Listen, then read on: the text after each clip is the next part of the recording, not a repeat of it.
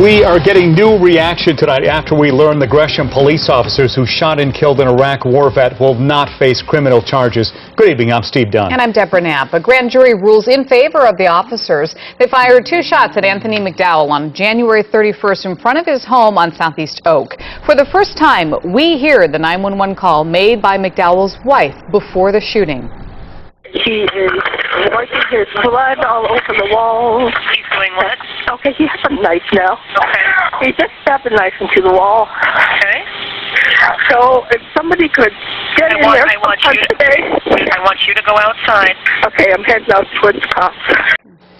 K2's Megan Kalkstein is live in Gresham now, and the mayor says knowing McDowell, it's hard to hear him in that frantic 911 call, Megan.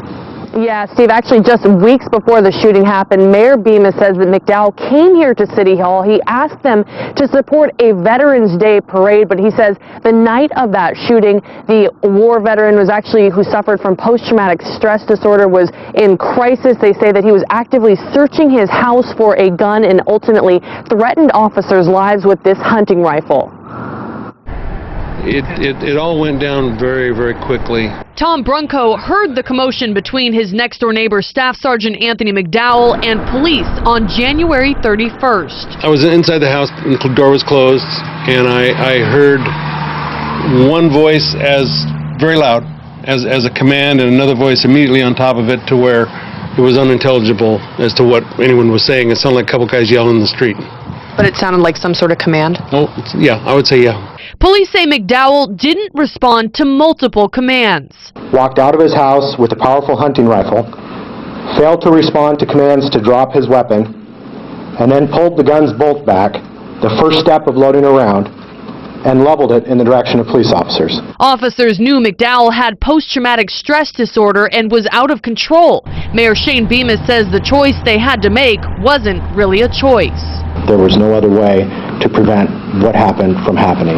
Our officers routinely respond to people in crisis.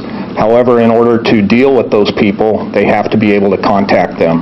The events that unfolded that evening didn't allow the officers to even get close enough to make contact. In the 911 call, McDowell's wife says her husband ran out of his meds.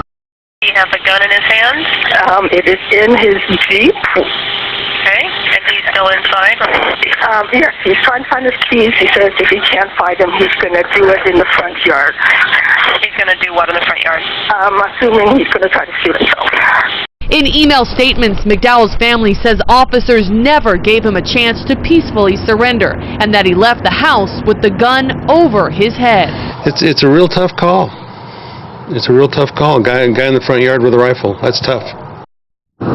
Now, I tried to talk to McDowell's family this evening, but they did not want to comment. Mayor Bemis says that they will release those grand jury transcripts if and when they are made public. He says that their decision that the shooting was justified is what they had expected, but he says he calls this still a tragic situation. We are live in Gresham. Megan Kalkstein, K2 News. Megan, thank you.